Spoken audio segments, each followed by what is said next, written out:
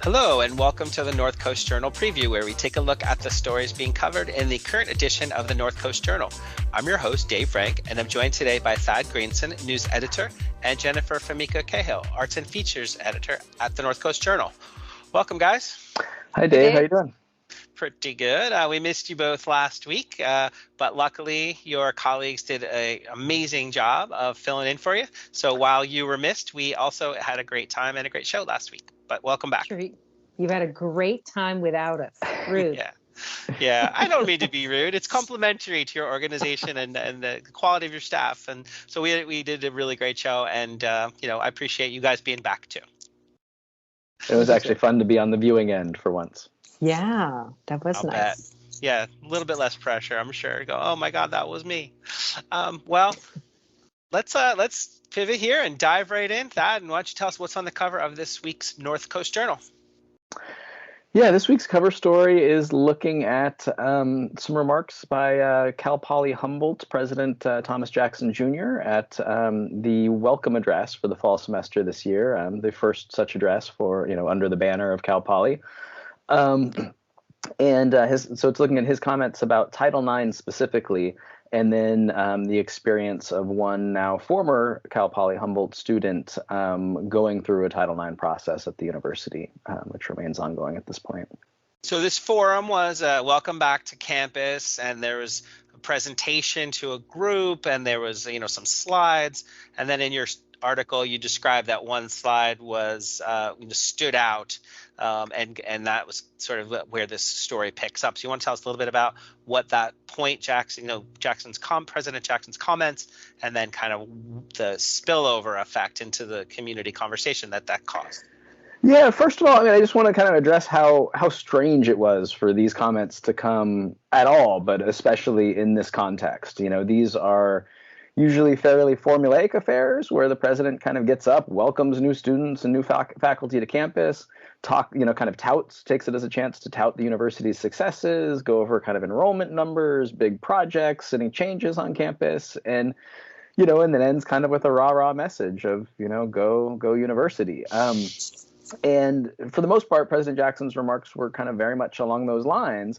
And then he got to a slide about kind of a campus culture. And had bullet points underneath it, and one of them was civility. And he seemed to just kind of go off script, honestly, and started talking about Title IX, which he said was hiding under the topic of civility. And so Title IX, for folks who don't know, is the federal law that requires equal access to education and prohibits gender discrimination of all types in schools and universities. And as a part of that, Title IX also governs how universities respond to sexual assault and sexual harassment allegations.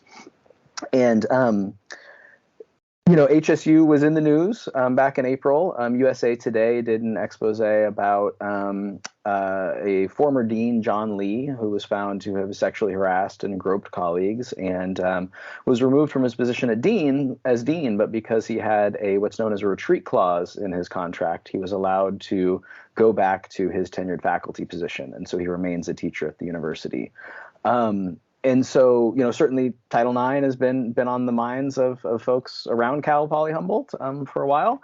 But I just want to read some of Jackson's remarks to make sure I get them correct, and then we can kind of talk a little bit about them. But Jackson, said, remember, Title IX was designed to be private, confidential, to solve a problem between individuals, not meant to be public and scrutinized in the national media.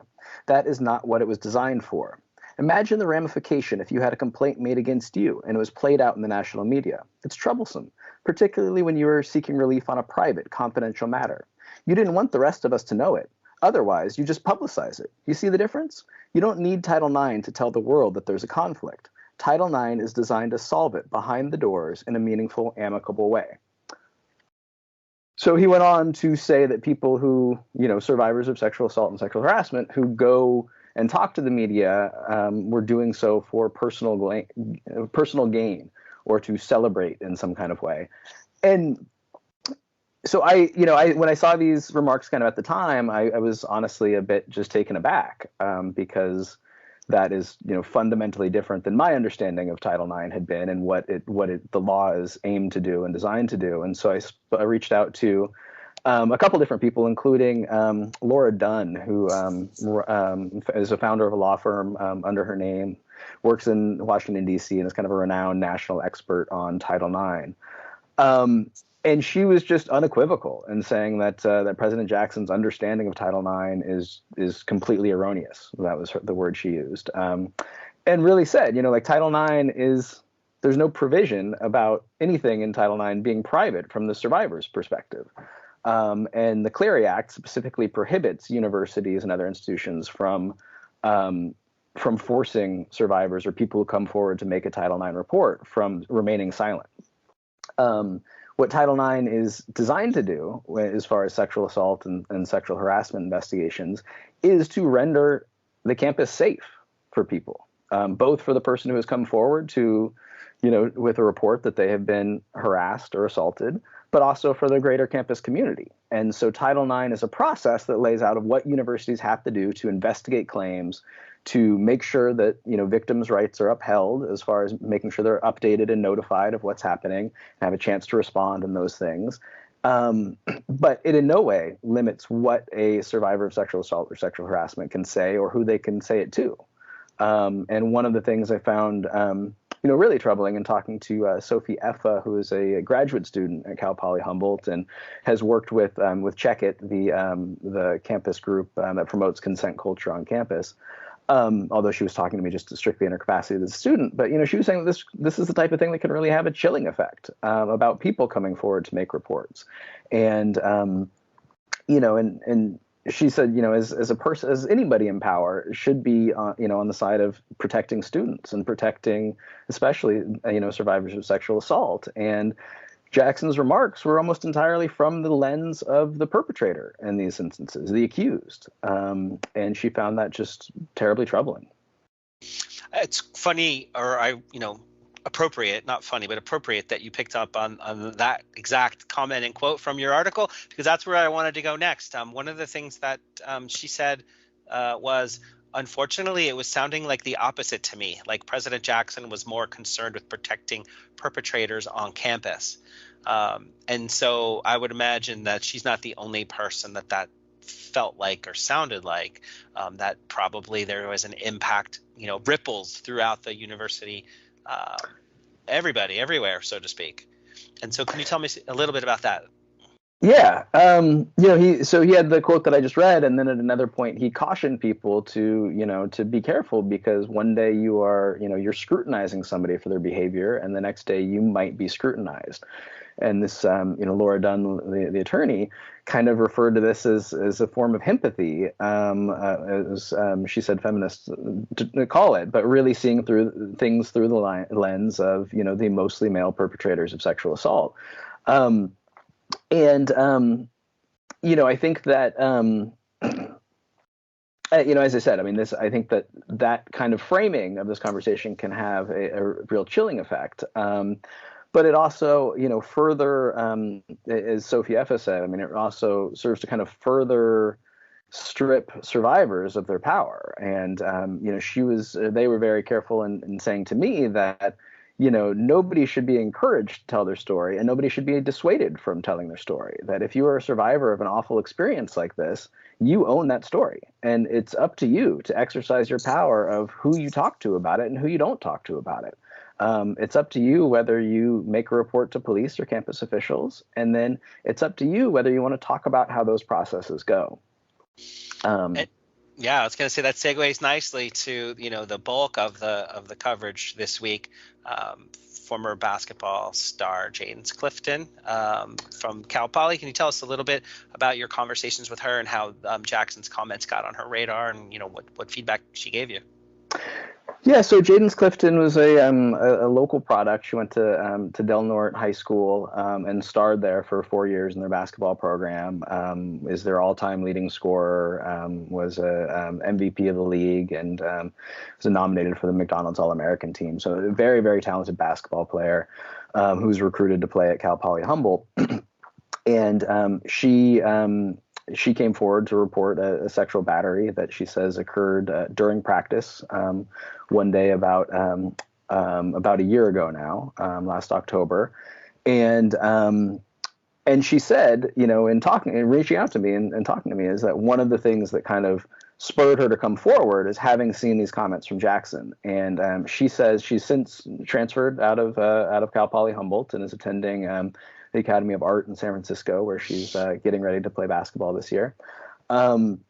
But she said she was in her dorm room there and came across Jackson's comments on Twitter, and her first thought was, "This is crazy. He's talking about me," and really felt personally as though she doesn't know Tom Jackson. She doesn't know if he knows about her case, but really thought that he must be talking about me and trying to keep me from talking about what happened to me. So, I mean, obviously you can kind of see the ripple effects of that comments like these can have. So Jaden's, talked to me a lot about her experience at Cal Poly Humboldt, and she alleges that she, during a practice in October, was sexually battered by the head basketball coach's husband, who she says was there, and pulled her aside to do a drill and had caused her to touch him inappropriately. She feels like it was intentional.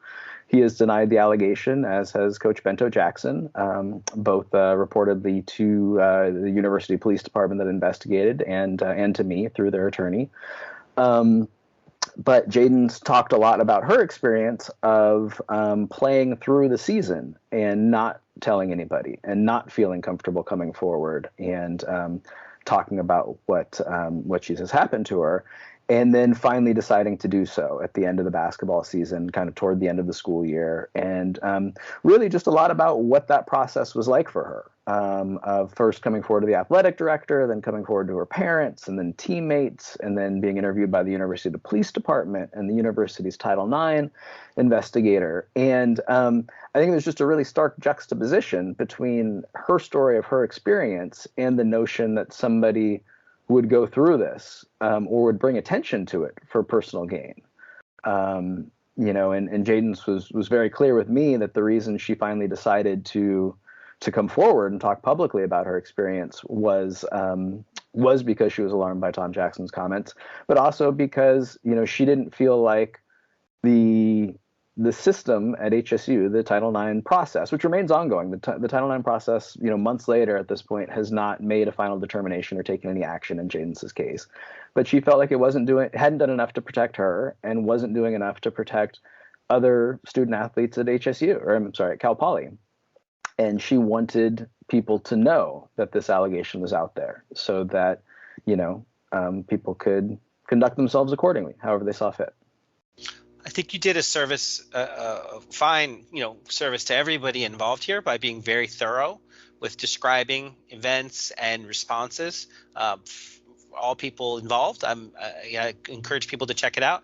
But one element that I would love to hear your feedback on, and again, we could probably do a whole show on this, hours long. But the idea of supportive measures that were the intention. Apparently, I'm no expert, of course, but it sounds like the intention of Title IX is to put in place a system where supportive measures are rolled out for people so that they can thrive. Can you tell us a little bit, briefly, I suppose, about what happened and how maybe it fell short, how the situation may have fallen short there? Yeah, so the idea of supportive measures under Title IX is that somebody should be able to resume their educational experience or their professional experience at a university after sexual harassment or sexual assault happens in a way that is least disruptive as possible.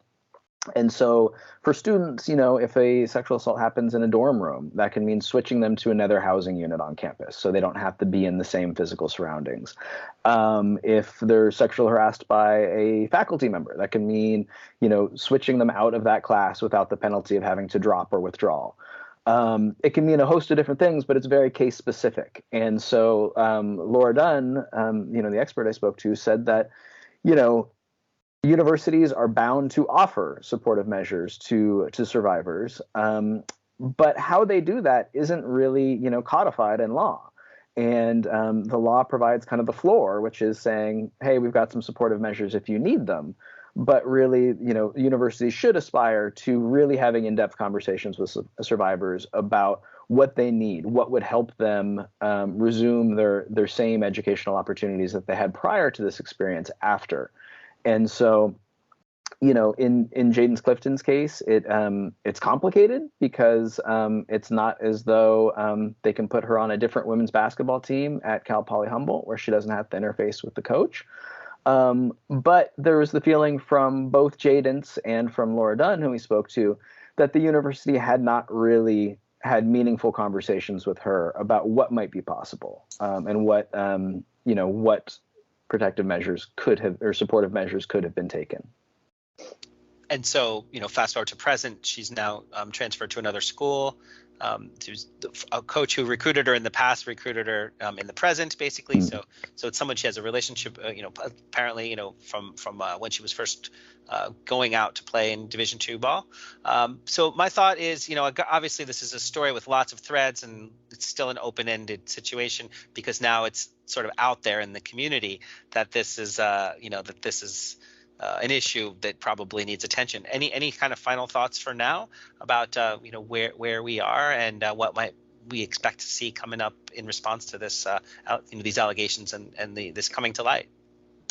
Well, I think it's really going to be up to the community. The Humboldt County District Attorney's Office has decided that it does not have enough evidence to pursue a case that it feels it can prove beyond a reasonable doubt, and has notified Jaden's of that, and the university's Title IX process remains ongoing.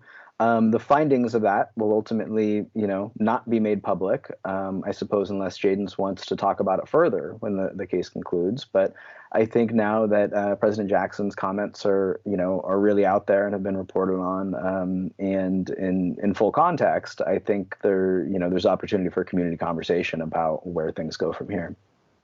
All right, on Thad, thank you so much, as always, for bringing something to our attention.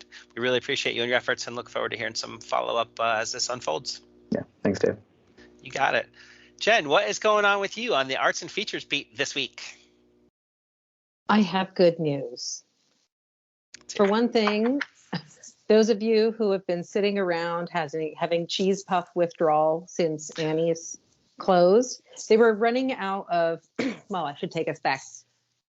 Back in March, when we first learned that the old Annie's Cambodian building, I think Lost Coast Outpost first reported on it, was going to be slated for destruction and was going to be turned into a Starbucks and some other kind of drive-through. And so what's going to happen to Annie's Cambodian became the big panic. And in fact, they have found a new place. So the Chow family that runs it, Annie Chin and Laura Chow Yang, found a new spot over in Henderson Center. And that is where the old Le Monde and Manzanilla used to be. Okay. And it is finally open. They only actually closed for like a month. They were doing takeout out of the old spot, but then they did have to shut down for like a month so that they could renovate and move in and do all that stuff. And now it's open, and it has a new decor. They had a local interior designer help them. And you may recall that the old Annie's was sort of, kind of low ceilings, kind of funky in there. I will forever remember and be grateful.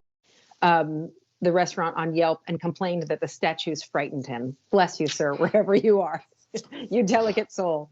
Anyway, but now it's got this beautiful, airy, open, high ceiling space with, greenery and all this. And it's got sort of a transportive feeling. And the family felt like they did a good job of making it welcoming, but also feeling a little bit like, transportive to Cambodia like a Cambodian aesthetic is there. So that's back. And I've been assured that all the old menu items are there. So it's going to be okay. including the fish amok, which is my favorite thing. It's like a catfish thing. It's very creamy. It's got coconut. It's fantastic. You should go have that. And the most underrated pork chop in Humboldt County, in my opinion. Also, the Eagle House. You may recall that Gallagher's moved out of the Eagle House and something new was going to move in there. And in fact, the folks who own Inn at 2nd and C have opened up a place called Tavern 1888, which is named for the year the building went up.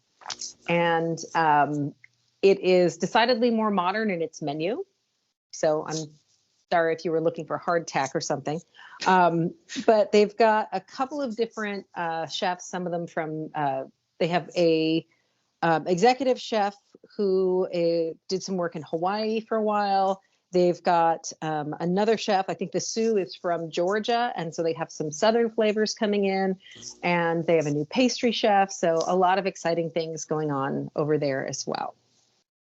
Shrimp and grits and jambalaya looks pretty good. That's true. I mean, and they also have something called pastalaya. If you feel like you need to have jambalaya, but you would also like it to be pasta, it is pastalaya.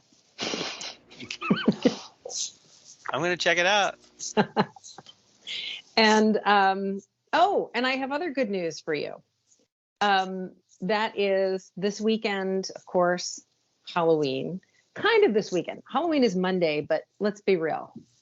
We've been doing spooky season like all month. We start spooky season like Hallmark starts Christmas, right? So months ahead.